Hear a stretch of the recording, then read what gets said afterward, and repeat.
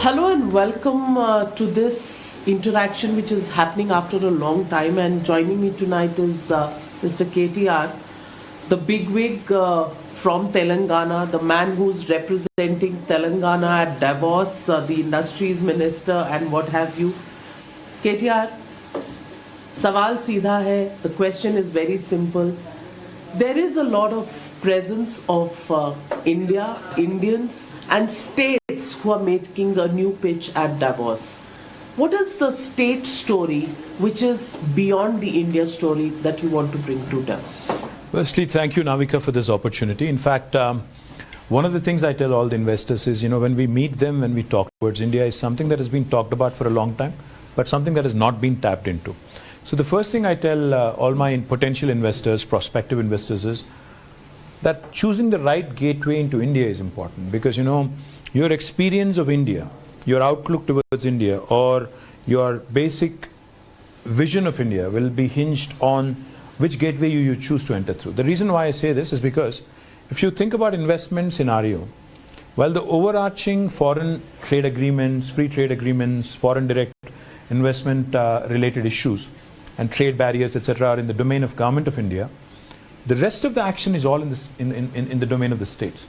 So if you're setting up a factory, land, power, manpower, water, electricity, fiscal incentives, everything literally is in the hands of the states. So while government of India is doing its bit, I think it's important that the world chooses the right kind of gateway, and therefore you see about 5 or 6 states displaying their abilities, their positioning and their strengths most importantly, and trying to catch the attention of the investor community in the world. This is my 5th time in Davos, and I'm super happy that we have been able to establish Telangana as a name to reckon with in the sense of being a gateway into India. And we've made a lot of connections, we've made a lot of friends here who continue to visit us, continue to create more business opportunities and more employment to the local youth of Telangana. Real investment or conversations as of now? Well, हम लोग vibrant वाले summit नहीं करते हैं जहाँ MOU sign होती है और कुछ आगे जाके कुछ नहीं होता है. हम लोग रियल वर्ल्ड डील करते हैं, और जो बिजनेस हम लाते हैं उसको the investments into Telangana in the last 8.5 years have been $47 billion, out of which 80% have been grounded. We've created 2.1 million, that is 21 lakh job potential directly, and we have given more than 22,000 clearances through the TS iPass industrial policy, which is one of its kind in India, where self-certification is allowed. Anybody can hit the ground running, start construction of your factory on day one. Deemed approval system is in place, and all of this backed by statute. So there's no other Indian state which allows for deemed approvals, which penalizes bureaucrats to the tune of 1,000 rupees per day. So these are the USPs of Telangana, and of course our strengths. In life sciences, we are the leaders in India. We produce 33%, 1/3 of global vaccines. We are also home to the largest number of US FDA approved manufacturing facilities anywhere in the world for a single province. Outside of Telangana, which is 214 manufacturing units US FDA approved, the second largest is in New Jersey, 189. So Telangana is a leader in life sciences, not just in India. It is a leader in the world. It's an important hub, and therefore we've announced, along with the World Economic Forum, a Center for Fourth Industrial Revolution focused exclusively on life sciences and healthcare, because everybody is thinking about life sciences. The other thing I'll also tell you, Navika, not only life sciences. Telangana is a leader in information technology. We have the who's who of the world. Amazon's world's largest campus is not in Seattle, it's in Hyderabad. The second largest campuses of Google, Apple, Meta, Uber, Microsoft, Salesforce, ServiceNow, Micron, Qualcomm, Medtronic, Novartis, all of them are in Hyderabad. What I say about Hyderabad when I meet people from outside of India is, or even Indians, is Hyderabad is where north of India meets the south of India. Hyderabad is where paratha meets dosa. Hyderabad is where biology meets technology. Hyderabad is where life sciences marries data sciences. Hyderabad is where Mangoverse meets Metaverse. So my story, my state story is compelling, not in the sense of attracting investments alone. We have done some truly marquee things. We have built the world's largest lift irrigation project in a span of 4 years. हम लोग 3 gorgeous dam की बात करते हैं, Chinese execution की बात करते हैं, but Indian engineers की काबिलियत, Indian governments की काबिलियत, 1 लाख करोड़ हमने खर्च किया, $12 billion, 4 साल में हमने दुनिया का सबसे बड़ा लिफ्ट इरिगेशन को हमने कंप्लीट किया, जिस वजह से आज 45 लाख एकर्स कल्टीवेशन में आ गया। अगर आपको एक सेंटेंस में कहना है, तेलंगाना का पैडी प्रोडक्शन था 2014 में 68 लाख मेट्रिक टन्स, 2022 में तेलंगाना का पैडी प्रोडक्शन है 3.5 करोड़।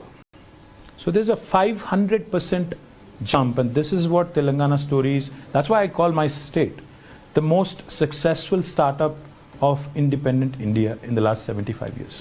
आपने जो कुछ कहा, बहुत सी उपलब्धियां हैं, a lot of achievements for Telangana, लेकिन आपकी बातों से झलक रहा है competitive federalism।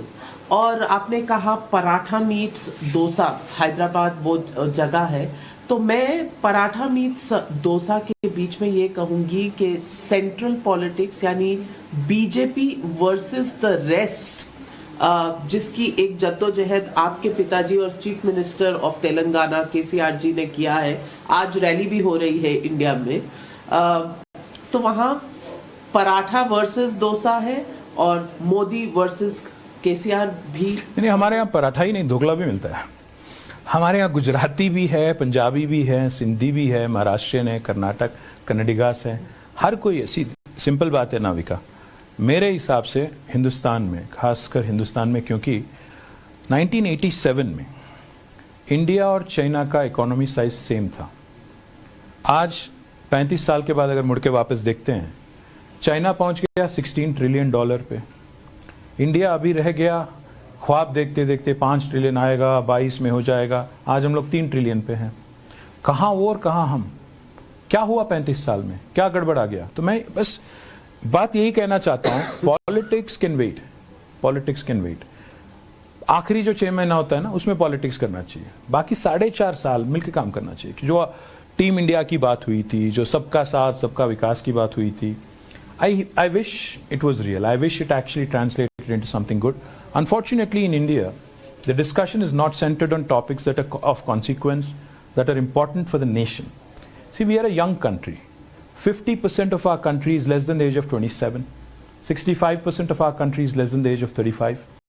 किस बात पे चर्चा होना चाहिए? Employment, investment opportunities, किसको नौकरी मिल रही है, क्या चल रहा है, उस बात पे बात ही नहीं होता है। Highest unemployment in 30 years. Highest inflation in 45 years, highest LPG price in the world, cylinder price in the world. High ना ही निभाते हैं, बल्कि बदनाम करने की कोशिश करते हैं राज को, जो इतना अच्छा परफॉर्म कर रहा है। अगर मैं एक सेंटेंस में आपको बोलूं, आज जैसा तेलंगाना ने परफॉर्म किया पिछले 8-8.5 साल में, 15% हमारी CAGR है, बाकी हिंदुस्तान भी ऐसे ही काम करता तो आज हिंदुस्तान 5 ट्रिलियन इकोनॉमी होता। सिंपल बात है। बाकी जो हमारे हमको छोड़ के जो 27 स्टेट्स हैं, उनकी परफॉर्मेंस अगर हमारी रेंज में होती तो जरूर ये कामयाब हो जाता 5 ट्रिलियन वाली जो ड्रीम है। KTR ji, I understand that opposition ruled states have their own stories and nobody can take. No, it's not my story, it's RBI's story, Navika. In fact, 1,24,000 rupees was my per capita in 2014. According to RBI, Reserve Bank of India, which reports to Government of India, our per capita is 2,78,000 rupees. But दुर्भाग्य की बात यह है कि उत्तर प्रदेश के जो मुख्यमंत्री हैं, जिनकी पर कैपिटा 75,000 कुछ है, वो आके हमें सिखाने लगते हैं कि सरकार कैसे चलाना है, क्या करना चाहिए। मुसीबत इस बात की है कि जो लोग नहीं परफॉर्म करते हैं, जो लोग अपने राज्य में कुछ नहीं कर पाते हैं, हमें आगे सिखाने की कोशिश करते हैं। We are the first state in India to have completed a drinking water project. 40,000 crore खर्च करके हर घर हमने नल दिया। उसकी बात न प्रधानमंत्री करते हैं, न भारत सरकार करती है। हाँ, अवार्ड दे देते हैं, जल जीवन मिशन में कोई ऑफिसर दे देता है, वो अलग बात है। बट मसला इस बात का है, 20 अत्युत्तम ग्राम पंचायती, विलेज पंचायत कहाँ पे है जब उसकी तुलना होती है? 19 तेलंगाना के हैं सांसद आदर्श ग्रामीण योजना में। जब स्वच्छ सर्वेक्षण होता है म्यूनिसिपैलिटीज में, हाईएस्ट नंबर ऑफ अवार्ड्स हमें मिलता है। एक तरफ अवार्ड्स देते हैं, पैसे तो देते नहीं, वो अलग बात है, अवार्ड तो मिलता है, फिर गाली गलौज सुनने को मिलता है, तब बुरा लगता है। लेकिन केटीआर जी, लोग ये भी कहेंगे कि हैदराबाद आंध्रा का जब हिस्सा हुआ करता था तेलंगाना बनने से पहले, वो तब भी एक आईटी हब था, तब भी बहुत सी कंपनियां आई थी। आपको ये विरासत में मिला है और आज आप इसे अपनी हैदराबाद तेलंगाना स्टोरी बता रहे हैं। इस क्रिटिसिज्म के बारे में आप क्या कहें? बिल्कुल जवाब दूंगा मैं आपको। थोड़ा मैं हिस्ट्री में थोड़ा और पीछे ले जाता हूँ। 1947 में जब पूरा हिंदुस्तान को आज़ादी मिली, हैदराबाद स्टेट को नहीं मिली थी, एक साल बाद हमें मिली। हम 1948 सितंबर 17 को आज़ाद हुए, तब भी तेलंगाना सरप्लस स्टेट था। जिस दिन हैदराबाद स्टेट आज़ाद हुआ तब भी हम आज़ाद थे। जिस दिन 1952 में हमारी एक ज़बरदस्ती शादी हुई थी आंध्रा के साथ, तब भी हम सरप्लस थे। 68 में जब पहली बार एक आंदोलन चला, तब भी हम सरप्लस थे। I am not saying this on my own, there are case studies by the finance secretary then BPR Vittal ji, जो संजय बारू के पिताजी हैं, उन्होंने लिखा है। फिर 2001 में जब आंदोलन फिर से चालू हो गया, तब भी सरप्लस है। तो ऐसा नहीं है कि किसी ने आके हैदराबाद को बनाया। हैदराबाद की जो हिस्ट्री है 440 पुरानी हिस्ट्री है। तो Hyderabad is always been a very rich state. In fact the then ruler of Hyderabad, Nizam, was featured on Time magazine's cover as the richest man in the world. Hyderabad had its own airport. Hyderabad had its own currency in the princely state. Hyderabad had its own first railway line. Much before Chennai and other cities in India got electricity. Holding an opposition rally, getting all forces together, of course, other than Mr. Rahul Gandhi.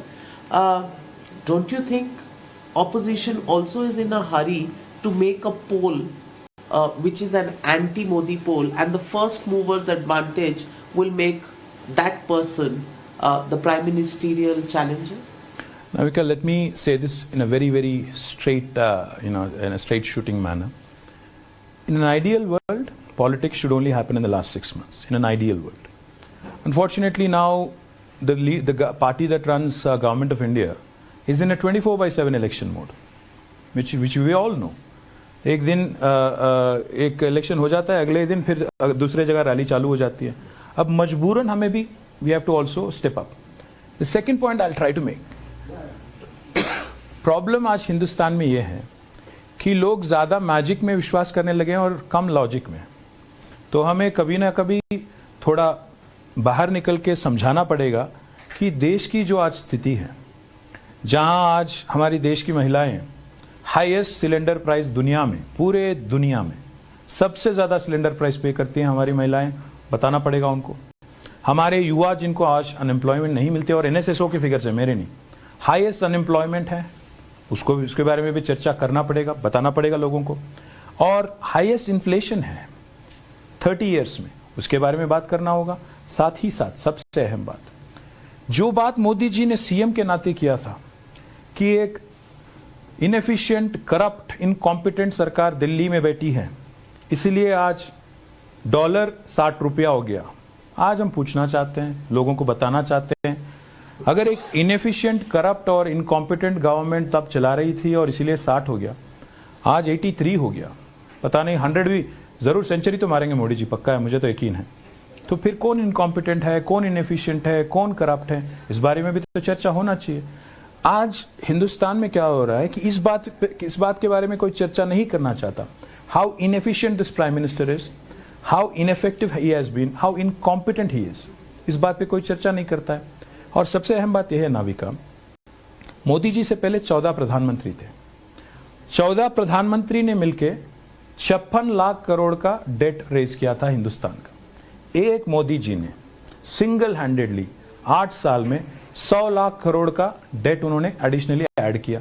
उस वजह से क्या हुआ, आज हर एक हिंदुस्तान में हर एक बच्चे पे 1,25,000 रुपया का डेट आ गया। इस बारे में कोई बोलता नहीं है। तो जरूर ये सब बताने के लिए कभी का एक बार ऑपोजिशन को भी आवाज उठाना पड़ेगा। अब मीडिया सुनाएगी ना सुनाएगी, उनकी अपनी पॉलिसी है, but we have to at least appeal to the people, and that's our right. Of course, it's your right, but facts. And I hope you show all this. No editing happening here, but the fact is, when you talk about unemployment, yes, there is unemployment and it is an issue for the country, but look at the opposition ruled states. Unemployment. I'm not here to speak on behalf of the opposition.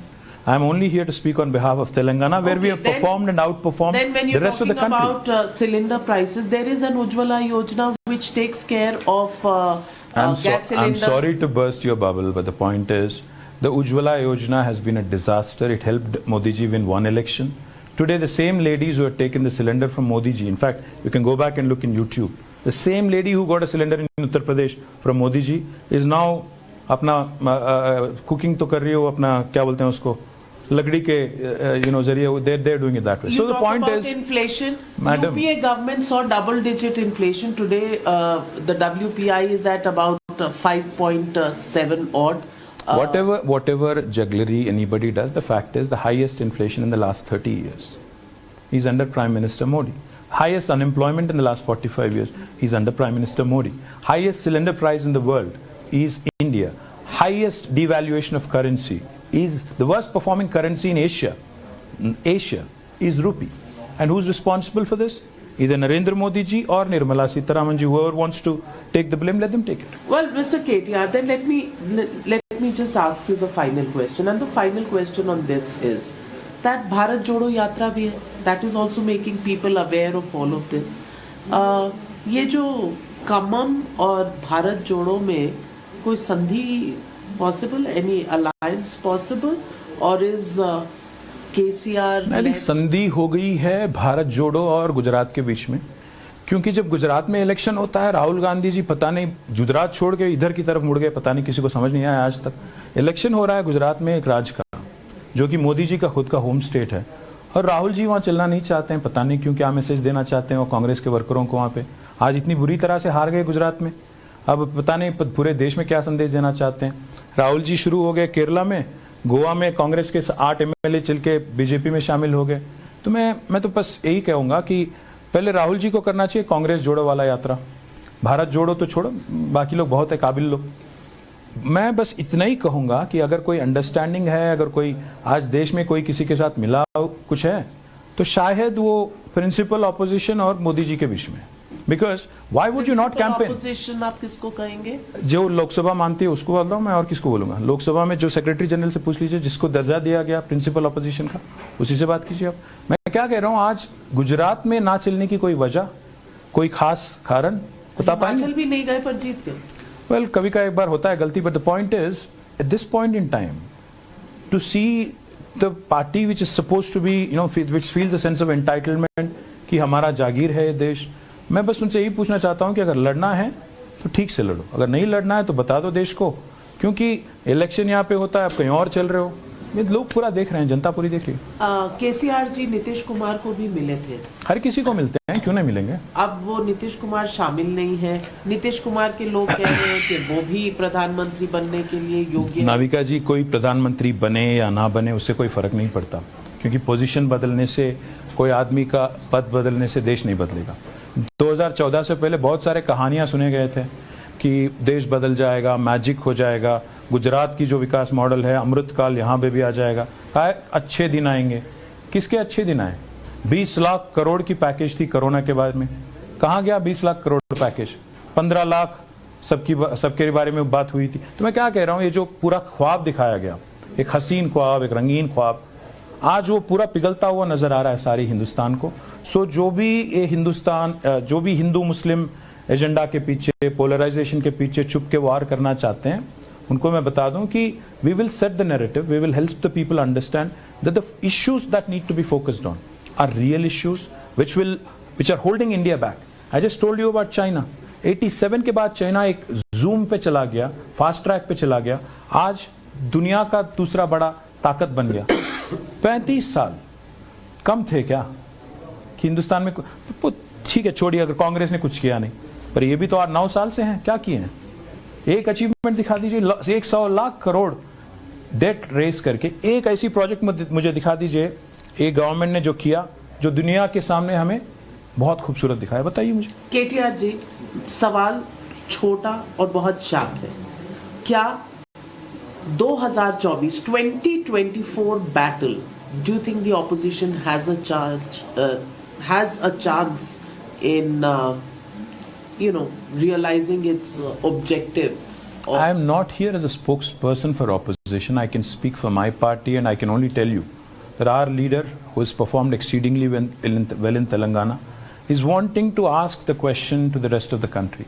अगर 4 साल में दुनिया का सबसे बड़ा lift irrigation project एक छोटा राज्य तेलंगाना कर सकता है, तो हिंदुस्तान में बाकी जगह क्यों नहीं काम हो रहा है? अगर एक 4 साल में हिंदुस्तान की एक छोटी राज्य तेलंगाना हर घर नल के सहित पानी दे सकता है, बाकी जगह क्यों नहीं दे रहे हैं? अगर तेलंगाना में आज बिजली हम लोग मुफ्त में फार्मर को दे रहे हैं तो बाकी हिंदुस्तान में क्यों नहीं दे पा रहे हैं? तेलंगाना एक तरफ निवेश अट्रैक्ट कर रहा है, दूसरी तरफ एग्रीकल्चर भी बढ़ा रहा है, हिंदुस्तान में बाकी जगह क्यों ये नहीं काम होता? हम सीधी सवाल यही पूछ रहे हैं आज हिंदुस्तान के बाकी राज्यों से और जितने भी बड़े बड़े महान नायक हैं सबसे कि Boss, and I will take you up on that challenge. Your irrigation project, next stop, we will be there. We Thank will you. see the project and we'll speak frankly when we meet there. Thank you. Thank you very much for Thank you, joining. Nana.